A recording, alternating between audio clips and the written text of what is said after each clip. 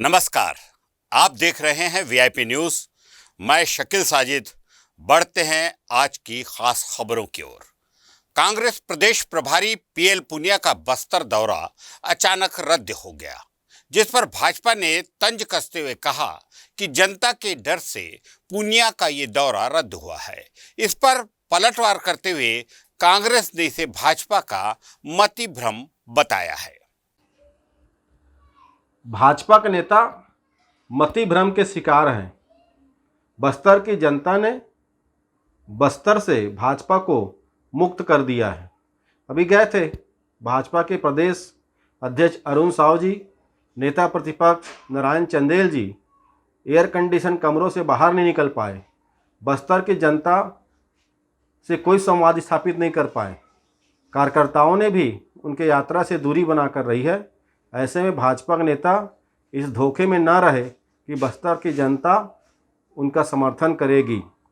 कांग्रेस का दौरा कार्यक्रम अपरिहार्य कारणों से आगे बढ़ा है और बहुत जल्द प्रदेश कांग्रेस प्रभारी पीएल पुनिया जी, प्रभारी सचिव उल्का जी और प्रदेश कांग्रेस अध्यक्ष मोहन मरकाम जी बस्तर की दौरा में जाएंगे। हमारी सरकार के काम, हमारे संगठन की नीतियां और हमारे कार्यकर्ताओं का उत्साह बता रहे हैं कि 2023 में भी बस्तर भाजपा मुक्त ही रहेगा। प्रदेश कांग्रेस के प्रभारी श्री पीएल पुनिया जी एवं मोहन मरकाम जी बस्तर प्रवास टाल गए। शायद वो बस्तर की जमीनी हकीकत जान गए।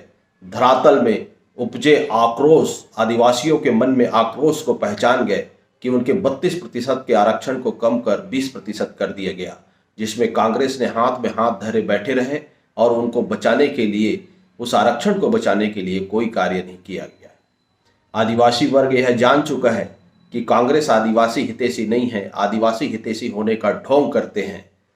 इसलिए इस प्रदेश के प्रभारी श्री पीएल पुनिया जी इस बात को भली भांति जान गए कि आदिवासी क्षेत्रों में कांग्रेस का पुरजोर विरोध है, विरोध का सामना करना पड़ेगा। इसलिए वो अपना बस्तर प्रवास टाल गए। कांग्रेस के राष्ट्रीय अध्यक्ष पद के दावेदार मल्लिकार्जुन खड़गे और शशि थरूर जल्द ही छत्तीसगढ़ का दौरा करेंगे। यहां वे पार्टी के उन मतदाताओं से मिलेंगे जो अध्यक्ष पद के लिए वोट डालेंगे।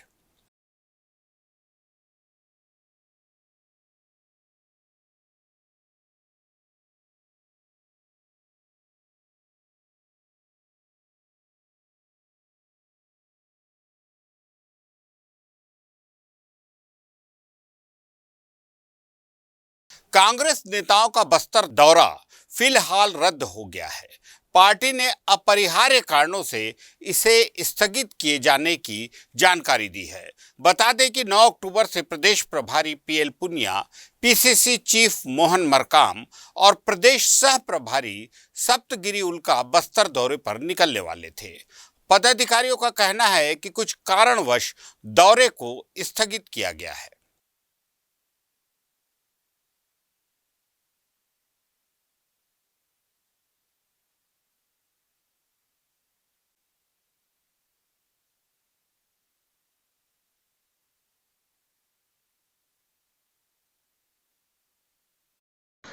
हमारे प्रदेश के बहुत ही सम्मानित प्रभारी आदरणीय पीएल पुनिया साहब, सह प्रभारी आदरणीय सप्तगिरी उल्का साहब और हमारे प्रदेश अध्यक्ष माननीय मोहन मरकाम जी का अभी 4 दिवसीय बस्तर संभाग का दौरा था, जिसे कुछ व्यस्तता और अपरिहार्य कारणों की वजह से अभी तत्कालीन रूप से रद्द कर दिया गया है।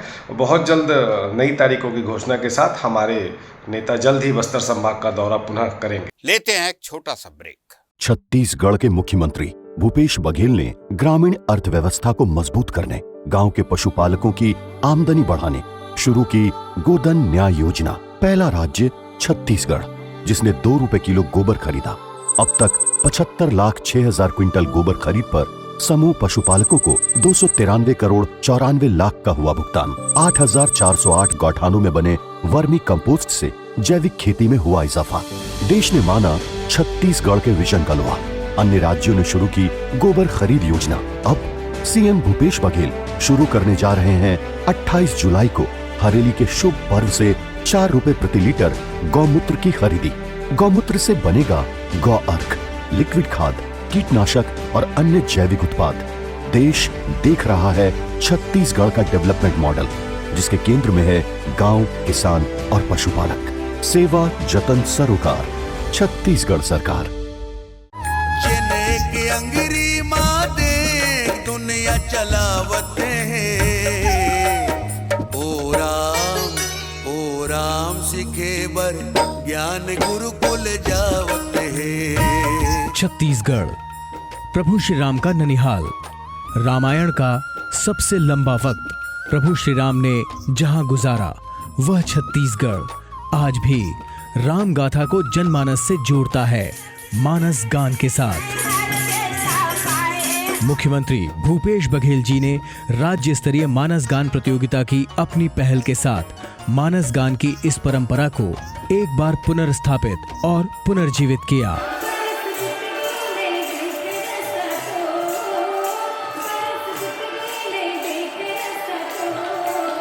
गांव-गांव में हुई मानस मंडलियों की राम गाथा प्रतियोगिता।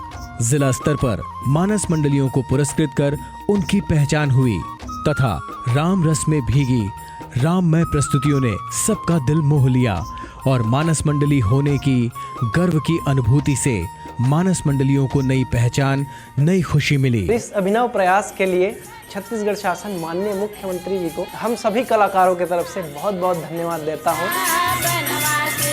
मानस मंडलियों की इस प्रतिस्पर्धा में पहचान के साथ प्रोत्साहन भी मिला। ओ बन गजरा ला दे कैसे उठावते हैं। ओ राम ग्रामीण मानस मंडलियों को वाद्य यंत्र दिए गए ताकि मानस मंडली के माध्यम से अनवरत राम गाथा का गायन छत्तीसगढ़ अंचल में होता रहे। राम पथ पर राममय होकर चलते राम राज्य का सपना कर रही है साकार। सेवा जतन सरोकार, छत्तीसगढ़ सरकार। ब्रेक के बाद आपका स्वागत है। छत्तीसगढ़ में 1 नवंबर से धान खरीदी की जाएगी, लेकिन धान खरीदी से पहले सियासत शुरू हो गई है। भाजपा किसान मोर्चा के अध्यक्ष संदीप शर्मा ने तंज कसते हुए कहा कि सरकार के हर दावे खोखले साबित हो जाते हैं। हर बार किसानों को परेशानी का सामना करना पड़ता है। वहीं कांग्रेस ने भाजपा पर पलटवार करते हुए कहा कि किसानों के नाम पर वे राजनैतिक रोटी सेक रहे हैं। भाजपा के नेता अगर ये सोचते हैं कि वो किसानों को बरगला कर, गुमराह कर, भड़का कर अपनी राजनीतिक रोटी सेक लेंगे तो वो धोखे में हैं। प्रदेश के किसानों को पता है यही वो भाजपा है जिसकी 15 साल तक छत्तीसगढ़ में सरकार थी और किसानों के वादा खिलाफी करने काम किया था। वादानुसार किसानों को धान की कीमत 2100 रुपये प्रति क्विंटल और 300 रुपये बोनस नहीं दिया। किसानों का शोषण उस दौरान हुआ। किसानों के जलाशय को बेचने का रमन भाजपा की सरकार में हुआ था। मुख्यमंत्री भूपेश बघेल जी की सरकार किसानों को इस वर्ष धान की कीमत 2640 रुपये देगी। सबसे ज़्यादा मात्रा में धान की खरीदी करेगी, सबसे ज़्यादा किसानों से धान की खरीदी करेगी। इसलिए भाजपा नेताओं के पेट में दर्द हो रहा है और आदत के अनुसार भाजपा अफवाह फैलाकर, गुमराह कर, झूठ बोलकर राजनीति करना चाहती है। किसान भाजपा नेताओं के चरित्र को जानते और पहचानते हैं। देखिए, हम किसानों के धान अब पक करके तैयार है, हम बेचने की स्थिति में है और राज्य सरकार के मंत्री केवल बयानबाजी कर रहे हैं कि हम इतना धान खरीदेंगे, फलाना करेंगे, ढिमका करेंगे, लेकिन तैयारी क्या है जमीन पर, इसके बारे में कोई जानकारी नहीं है। पिछला अनुभव हमारा बताता है कि किसान जब भी धान बेचने गए हैं तो उनको कभी बारदाना का संकट आया है, कभी तौल का संकट आया है, तो कई बार किसानों को ढंग से टोकन नहीं मिले हैं, कई किसानों के पंजीयन ही गायब मिले हैं। तो इस सरकार को इन सारी चीजों पर ध्यान देना चाहिए। भूपेश सरकार के मंत्री केवल बयान दे रहे हैं। मैं उनसे पूछना चाहता हूं कि आप ये जो छाती ठोक रहे हैं ना कि हम जो हैं 110 लाख टन धान खरीदना चाहते हैं, मैं आपको बताना चाहता हूं कि ये धान समर्थन मूल्य पर केंद्र की सरकार खरीदती है, मोदी सरकार खरीदती है, इसका भुगतान मोदी सरकार करती है। और पिछले बार भी हमने जो धान खरीदा है उसका भी भुगतान पूरा नरेंद्र मोदी जी की सरकार ने किया है। तो आप गलत बयानबाजी से बने, किसानों की तैयारी करें और जिन किसानों के 2 पटवारी हल का नंबर में खेत रहा है, जिनका भुगतान आपने रोक दिया है, वो भुगतान क्यों रोका है, इसका जवाब दीजिए। इस तरह से बयानबाजी करके लोगों को भरमाना बंद करिए। फसलों के न्यूनतम समर्थन मूल्य में बढ़ोतरी समेत कई मांगों को लेकर किसानों ने फिर एक बार लामबंदी शुरू कर दी है। 21 अक्टूबर को महासमुंद के कृषि मंडी परिसर में छत्तीसगढ़ किसान मजदूर महासंघ से जुड़े संगठनों ने किसान बैठका बुलाया है, जिसमें प्रदेश भर के किसानों को जुटने की तैयारी है।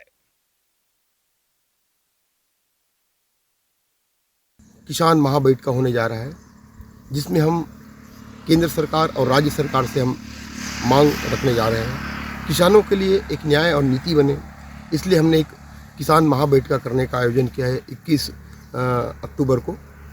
हम केंद्र सरकार से मांग करते हैं कि स्वामीनाथन कमेटी के आधार पे जो हमारा 1.5 गुना लागत मूल्य है, उसके आधार में हमारा समर्थन मूल्य घोषित करें।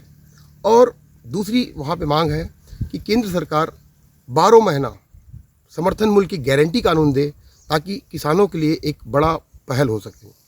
दूसरा हमारा राज्य से मांग है, दाना दाना हमारा धान खरीदी होना चाहिए। आज ये फसल देख रहे हैं, ये फसल कम से कम 22 से 25 कुंटल तक का उत्पादन आएगा, वरना इसकी क्रॉप कटिंग करा करके भी देख सकते हैं। हम 15-14 कुंटल 80 किलो के बाद के धान हम 12 रुपया 13 रुपये में बेचते हैं। हमको ये बहुत बड़ी तकलीफ होती है, इसलिए हम राज्य सरकार से हम मांग करते हैं कि हमारा दाना दाना धान खरीदी राज्य सरकार करे। साथ ही हमारे पास बीजेपी शासन का 2 साल का बकाया बोनस अपने घोषणा पत्र में लिखा था राज्य सरकार ने। हम उस मांग को हम मांग करते हैं, क्योंकि प्रति एकड़ 4,500 प्रति साल का 4,500 रुपया आने का है। मतलब 1 एकड़ के पीछे में 9,000 रुपया प्रति किसान को प्रति एकड़ 9,000 रुपया आएगा। दूसरा चीज़, चिट फंड कंपनी का पैसा आम जन, किसान, मजदूर का कंपनी वाले खा करके बैठे हुए हैं। वहाँ से पैसा निकाल करके या किसी भी माध्यम से किसानों को, मजदूरों को चिट फंड कंपनी का पैसा दिलाया जाए। हमारा जो क्षेत्र है, ग्रामीण परिवेश है, हमारे किसान मजदूर का काफ़ी सारे आवास टूटे पड़े हुए हैं। आज 2 साल 3 साल से उसमें किसी प्रकार से फंड नहीं आ रहा है। तो केंद्र सरकार, राज्य सरकार कैसे भी करके जो सबसे पहले टूटा हुआ मकान है, उस मकानों को, आवास को जल्द से जल्द बनाएं और नया आवंटन के लिए पहल करें, ताकि हमारे गरीब किसान मजदूरों को आवास मिल सके। ऐसे हम बहुत सारे मांगों को लेकर के हम महाबैठका कर रहे हैं। और साथ ही साथ हम अपील भी कर रहे हैं, जो भी किसान ऐसे अगर किसी भी समस्या से पीड़ित है, जैसे अभी हमारे पास एक मांग आया कि हमने प्राइवेट बैंक से कर्ज लिया था और सरकारी बैंकों का कर्ज माफ़ हुआ। हमने अभी हमारे एजेंडा में वो भी ले लिया है। ऐतिहासिक बस्तर दशहरा वापसी पर बारसूर की दंतेश्वरी मावली माता का श्रद्धालुओं ने उल्लास के साथ स्वागत किया। बता दें कि 56 साल से बस्तर दशहरा में शामिल होने के लिए दंतेश्वरी मावली माता को निमंत्रण भेजा गया था, जहां से वापसी पर उनके छात्र और डोली को पुजारियों ने परंपरागत रीति रिवाज पूजा अर्चना कर स्वागत किया।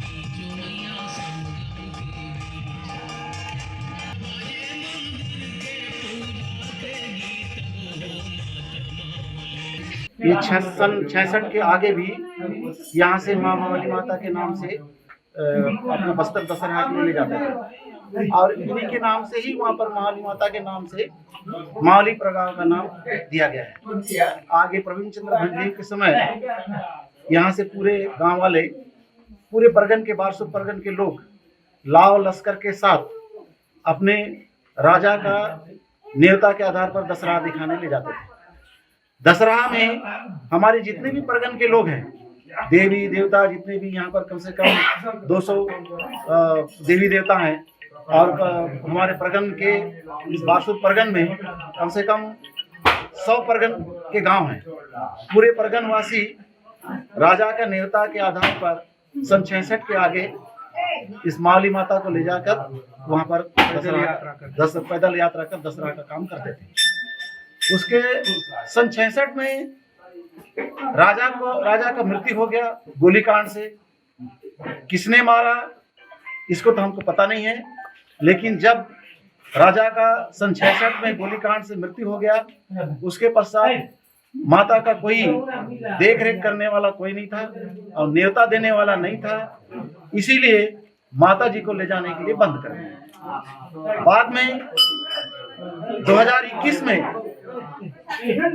कमल चंद्र भंजदेव अभी वर्तमान राजा है, उसने इसी मंदिर में आकर, इस मंदिर के प्रांगण में आकर उसने, हमने उसको अवगत कराया पूरे ग्रामवासी कि माता, हमारी माता छत्र जाता था और मावली माता के नाम से प्रगाह होता था, लेकिन हम लोग किस कारण नहीं ले जा रहे हैं आपको हम लोग अवगत करा रहे हैं। ऐसा कर हमने उनको अवगत कराया कि सन 66 में गोलीकांड हुआ, राजा का मृत्यु हो गई, इसके कारण हम लोग नहीं ले जा रहे थे। तो अब कैसा करना है, हम लोग इस देवी को लाए कि नहीं लाए?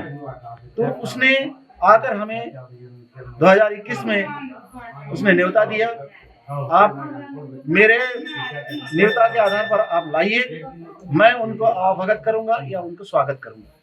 सोशल मीडिया में मारपीट का एक वीडियो तेजी से वायरल हो रहा है, जिसमें कुछ लोग एक व्यक्ति को पीटते हुए नजर आ रहे हैं।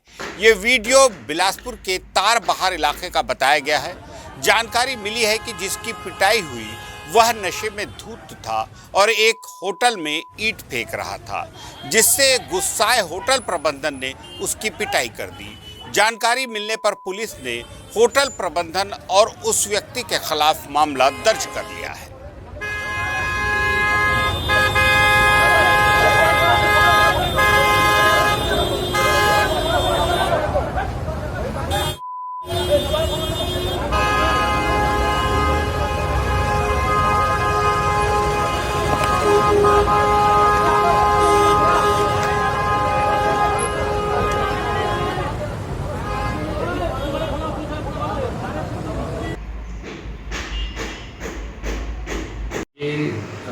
कल दिनांक 8/10/2022 को शाम 4:30 बजे सूरजी भोजनालय के सामने एक व्यक्ति जो विकलांग है वो वहाँ पर नशे की हालत में था और वहाँ पर पत्थर से सूरजी भोजनालय का जो गेट है उसको फोड़ दिया था और जो वहाँ खाना खा रहे थे उन लोगों के ऊपर भी पत्थर फेंकने की कोशिश किया था, जिस पर सूरजी भोजनालय के द्वारा 112 को कॉल किया गया था और 112 के द्वारा उसे थाना लाया गया था। थाने में भी उसके द्वारा बहसबाजी और गाली गलौज किया जा रहा था।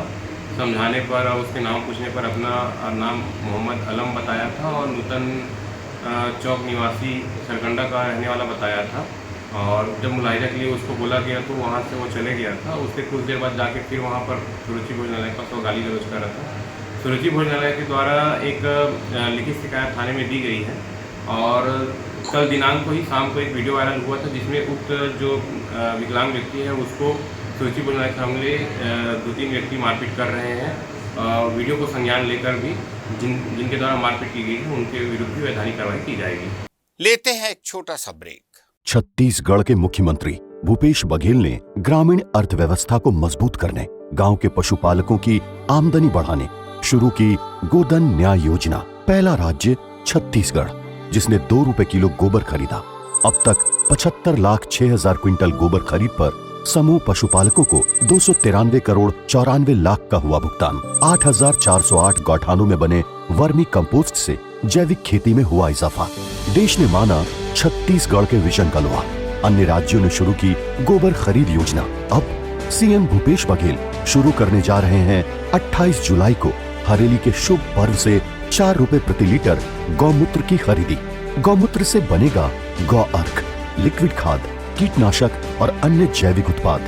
देश देख रहा है छत्तीसगढ़ का डेवलपमेंट मॉडल, जिसके केंद्र में है गांव, किसान और पशुपालक।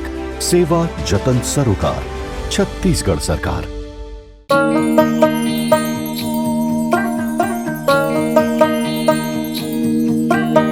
जय जय महतारी, जय जय महतारी।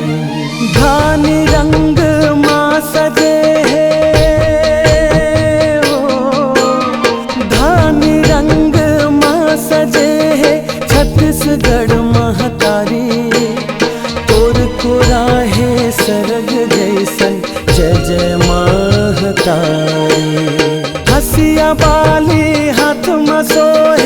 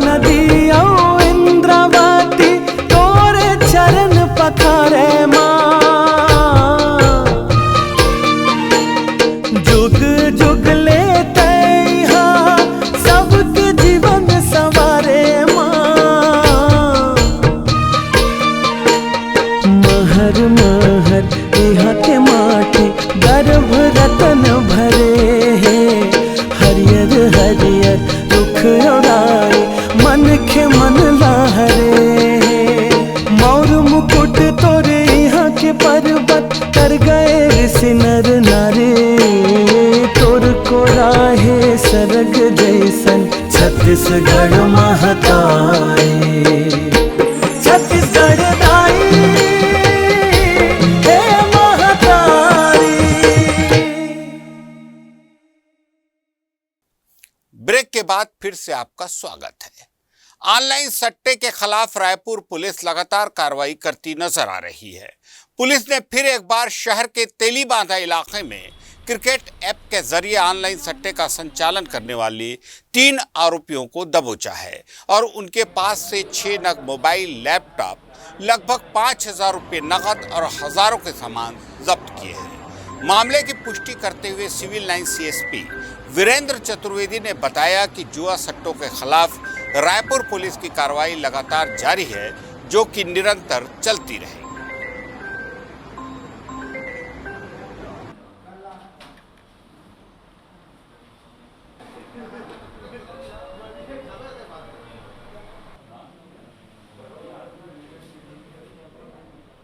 क्षेत्र अंतर्गत रवि ग्राम में कुछ युवक जो है वो ऑनलाइन सट्टा खिलवा रहे हैं। इसके मुखबिर के द्वारा सूचना प्राप्त हुई थी, जिस पे तत्काल थाना प्रभारी तेलीबांधा के द्वारा अपनी टीम बनाकर घेराबंदी की गई, जिसपे 3 युवक जो है ऑनलाइन क्रिकेट ऐप से सट्टा खिलवाते हुए पाए गए, जिनके पास से 6 मोबाइल, 1 लैपटॉप और नगद राशि बरामद करके उनके विरुद्ध जुआ एक्ट के तहत कार्रवाई की गई है, जिनको माननीय न्यायालय।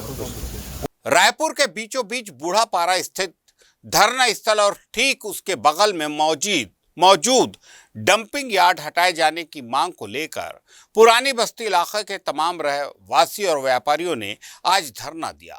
लोगों का कहना है कि धरना स्थल ठीक मुख्य मार्ग पर मौजूद है और इसके चलते आए दिन सड़क जाम जैसी समस्याएं बनी रहती है।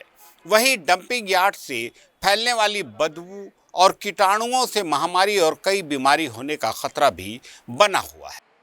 राजधानी रायपुर के बीचों बीच बूढ़ा तालाब के पास स्थित धरना स्थल और जो यहाँ पर डंपिंग यार्ड है उसे हटाने की मांग को लेकर आज जो है सत्यमेव जयते फाउंडेशन के लोग यहाँ पर धरने पर बैठे हैं। आप देख सकते हैं ये तमाम लोग हैं जो यहाँ पर धरना दे रहे हैं और ये जो है रायपुर का धरना स्थल है जो रायपुर के जो है बूढ़ा तालाब के पास ही मौजूद है। ठीक इसके बगल में जो है डंपिंग यार्ड भी बना दिया गया है, जिसमें जो आसपास के क्षेत्र के तमाम कूड़े करकट हैं वो यहाँ पर जमा किए जाते हैं, इसी को हटाने की मांग को लेकर ये तो तमाम लोग हैं, तमाम आसपास क्षेत्र के लोग हैं वो यहाँ पर धरने पर बैठे हुए हैं।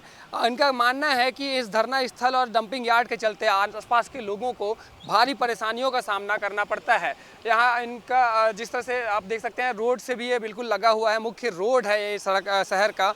यहाँ पर से लाखों के संख्या में जो यात्री हैं, जो लोग हैं, उनका आवागमन भी बना रहता है और धरना के चलते यहाँ पर इनको भी भारी परेशानियों का सामना करना पड़ता है। जो लोग भी यहाँ पर धरने पर बैठे हुए हैं उनकी ओर दिखाना चाहूँगा। ये वो तमाम लोग हैं जो यहाँ पर लगातार सुबह से धरने पर बैठे हैं। उनसे ही बातचीत करेंगे किन मांगों को लेकर वे धरने पर बैठे हैं और क्या कुछ रणनीति जो है अब तक आगे देखने को मिलेगी।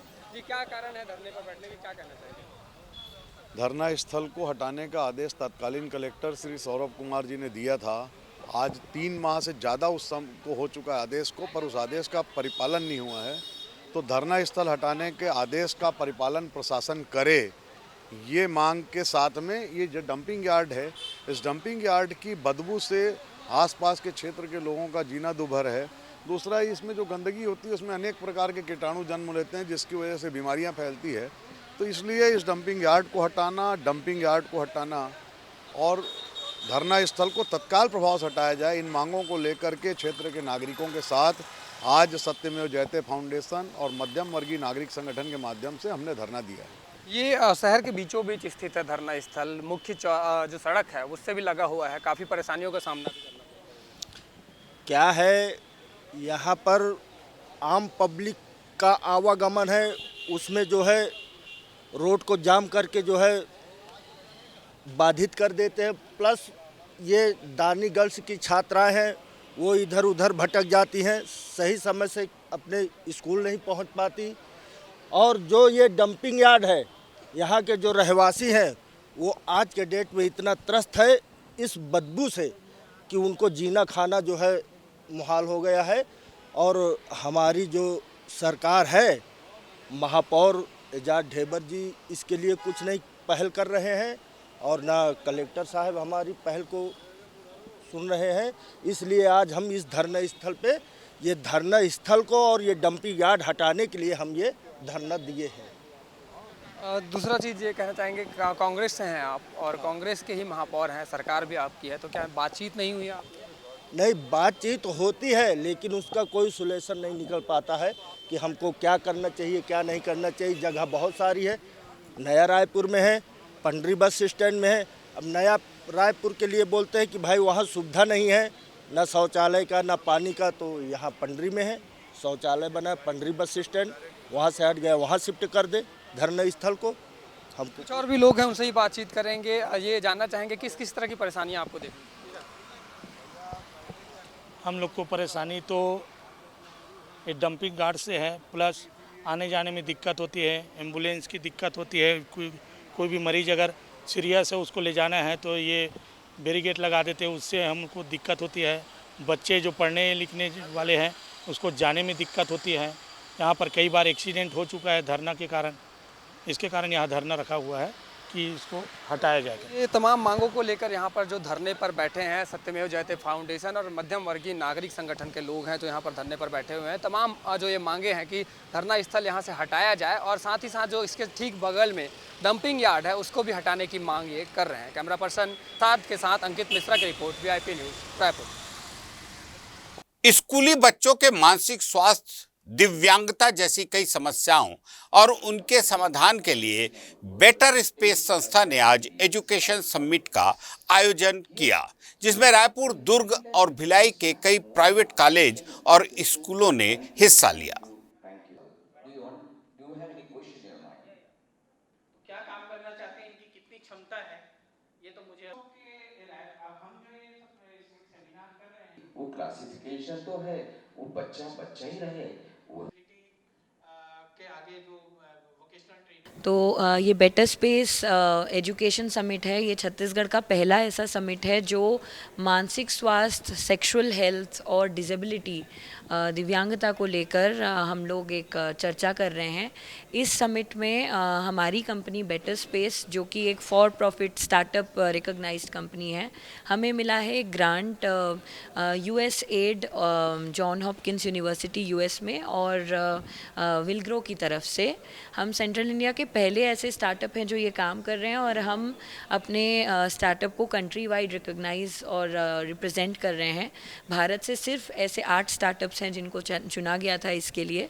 तो हम बहुत ही सौभाग्य है हमारा कि हम ये काम कर रहे हैं।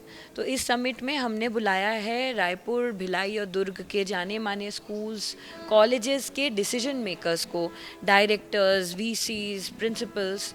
उनकी अंदर बातें हो रही हैं जिसमें हम बातें कर रहे हैं कि जो स्कूल और कॉलेज के बच्चों की प्रॉब्लम्स होती हैं मानसिक स्वास्थ्य को लेके, सेक्सुअल हेल्थ को लेके, डिसेबिलिटी को लेके, स्पेशली कोविड के टाइम पे ये बहुत बढ़ गई है। तो इसे हम कैसे सॉल्व कर सकते हैं शॉर्ट टर्म में और लॉन्ग टर्म में। मैं खुद भी एक मनोवैज्ञानिक हूँ और मेरी कंपनी है ये बेटर स्पेस। हम लोग कोशिश कर रहे हैं कि हम ना कि रायपुर और छत्तीसगढ़ में, बट हम और भी डिस्ट्रिक्ट्स छत्तीसगढ़ के और भी स्कूल्स, गवर्नमेंट के, प्राइवेट के, सबको लेकर चलें। आज के बुलेटिन में फिलहाल इतना ही। ताज़ा तरीन खबरों के लिए देखते रहिए VIP न्यूज़।